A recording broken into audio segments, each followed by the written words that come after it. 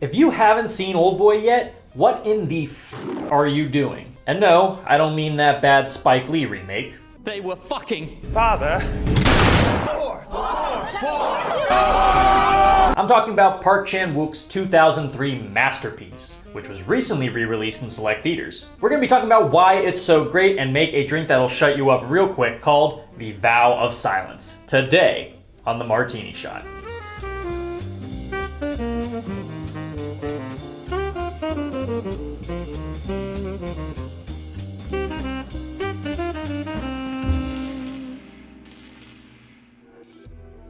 Hello and welcome to the Martini Shot, home of movie reviews and movie-themed cocktails. My name is Brandon. Before we talk about Oldboy, let's make the ultimate sacrifice to our livers with a cocktail I've named the Vow of Silence. And hey, if movie reviews and cocktails sounds good to you, be sure to leave a like and subscribe if you'd like to help support the channel. The Vow of Silence is a bit of a spin on a Negroni utilizing Korean soju as the base spirit, while also utilizing a delicate balance between sweet vermouth and bitter Aperol. Finally, we'll add a dash of coffee liqueur to make the drink a bit more bodied while adding a welcoming, rich pairing to the aforementioned flavors. Let's get into it. All right, go ahead and grab a mixing glass. We're gonna move through this a little quick. First, let's start with our soju. You're gonna be doing 1.5 ounces. Next up is 1 ounce of sweet vermouth, followed by 1/2 ounce of Aperol, and finally a 1/4 ounce of coffee liqueur, and to top it off, 2 dashes of orange bitters. Throw some ice in your mixing glass and stir to chill. All right, you're gonna be straining this into a chilled coupe glass, but before we actually strain the cocktail, I'm gonna be adding a little spritz of absinthe first. And then finally, express the oils of a orange peel across the top of the drink. And there you go, now you have a Vow of Silence. So if you're familiar with Negronis, you might find this drink to be fairly similar. It starts out pretty light with that soju and the sweet vermouth kind of being the first flavors that you pick up on. But then as it finishes, kind of in the back of your tongue, you get more of a bodied flavor, a little bit more bitter. That Aperol and the coffee liqueur work very, very well together, almost akin to like a dark chocolate type of taste. But you also really can't undermine the citrus component here. Those orange bitters and just a little bit of the oil from the orange peel really does go a long way. And they pair very well with those more rich flavors that you'll find more on the back of your palate. It's bitter, but not too overbearingly bitter. Those aren't really drinks I really tend to lean towards anyway, so if you're not really a big fan of stuff like Aperol Spritz, I think this is a great way to at least try something with Aperol in it that's not just going to kind of overbear on your taste buds with all that bitterness. But at the end of the day, this drink is classy, delicious, and completely filled with alcohol. Definitely be careful drinking one of these. It's called the Vow of Silence for a reason, because after a few of these, you're gonna feel the urge to tell everyone your deepest, darkest secrets. Now that we have our drink, let's dive right into the review of Oldboy.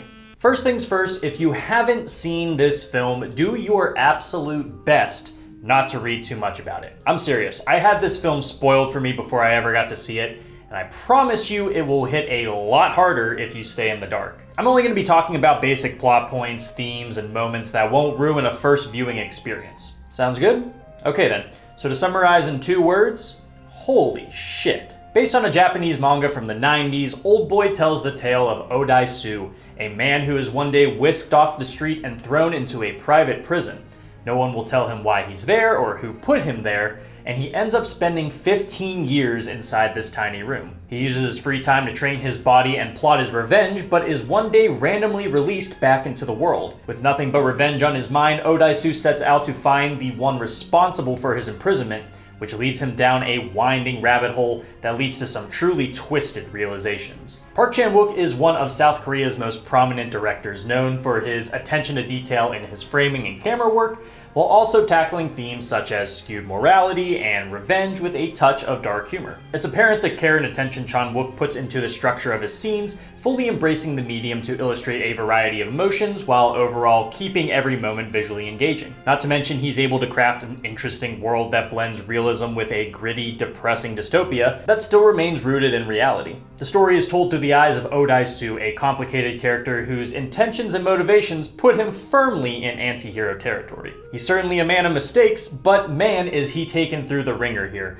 leaving you to wonder if his torment exactly fits his crimes. Choi Min-sik does a phenomenal job portraying the depravity and vengeful nature of a character like this, with a lot of subtle nuances in his performance that illustrate what 15 years of isolation does to a person. Once he's out, his path of vengeance grows complicated, as simply finding and murdering the person responsible for his incarceration isn't enough. The why is more important, which complicates his journey and forces him down a twisted path of violence and manipulation as he tries to unravel this mystery. Chan-wook's mystery is deeply layered, with more and more gradually being revealed through many manners of storytelling. It's one of those mysteries that feels almost impossible to guess, playing out less like a whodunit. Yet each reveal in the plot is more impactful from the last, taking the story in uncomfortable directions that dwell on some pretty taboo topics. Chan-wook's framing of these themes in the narrative is done in such an impactful way that never loses sight of the humanity in the center of them, no matter how dark or effed up it can get. The brutality of the film is often what many people find most memorable,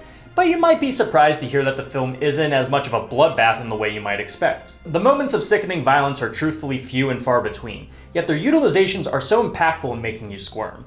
The sparse use of violence keeps you from growing desensitized throughout the film, making sure each moment leaves you uncomfortable. There's several scenes to talk about, but the one that everyone speaks on is the now famous corridor fight scene. Shot all in one take, we see Odaisu take on a small army of henchmen, armed with nothing but his fists and a hammer. The scene is iconic at this point and has inspired other pieces of media like Daredevil and, just recently, Teenage Mutant Ninja Turtles Mutant Mayhem. Its one-shot nature is certainly a talking point, but what I love the most about this scene is its realism. It's not a case of our hero absolutely demolishing his way through dozens of baddies. Odaisu gets his ass beat, but he still finds a way to overcome his opponents through bare-knuckle fortitude and improvisation. The scene's choreography barely feels like choreography, as people trip over one another and haphazardly swing for the fences in a way that feels eerily authentic, less like a dance and more like an actual fight. And then there's the ending, which, again, no spoilers here, but it'd be impossible not to mention the feeling it leaves you with. Oldboy has one of the most gut-punching endings that leaves you with a confusion on how to feel. It's tragic and bittersweet, but also twistedly hopeful in a way that leaves you questioning how you should feel about any of these characters. The Greek tragedy inspirations are heavily apparent, asking you to contemplate the impossible choices for the betterment of the ones you love. There isn't really a straightforward right answer, and I love that about the film. In short, if you haven't seen Oldboy, genuinely, what are you doing with yourself? It's one of the most important pieces of South Korean cinema that holds such a universal appeal, making it easy to get into even if it's not exactly easy to sit with. Park Chan-wook's masterful directing not only makes this a hyper-engaging story of revenge, but its structure also makes it easy to follow and understand if you aren't as familiar with foreign films. If you're able to catch this on the big screen during its limited release, absolutely go for it. If not, it's available to rent on several streaming platforms, which does give you the leisure of rewinding in case the story loses you a bit in its ever-winding mystery. This film, along with Parasite, were my first accesses to Korean film. And believe me when I say this, you are doing yourself a disservice as a moviegoer if you are not dipping your toes into this pool. If you end up enjoying Oldboy, take a look at more of Park Chan-wook's work, particularly The Handmaiden and Decision to Leave, the latter of which was my second favorite movie of 2022. Want to go farther? Then take a look at some other impressive Korean films, the aforementioned best movie of all time, Parasite, Train to Busan, Burning, The Wailing, I Saw the Devil, and so many more. If there's a Korean film you want people to see, be sure to put it in the comments so we can check all of them out. With that being said, I'm giving this film 4.5 hammers out of 5. And just a reminder, don't watch the Spike Lee remake. Guys, thank you so much for tuning into this episode of The Martini Shot. If you've seen Oldboy, I'd love to hear your thoughts on it down in the comments. And if you like what you saw here and would like to see more, don't forget to like, subscribe, and follow me across all social media channels. Those links are down in the description below. If you enjoy movie reviews and movie-themed cocktails, be sure to check out my website, martinishot.blog. Until next time, thank you again for watching. I'll see you in the next one. Live deliciously, but please remember to drink responsibly.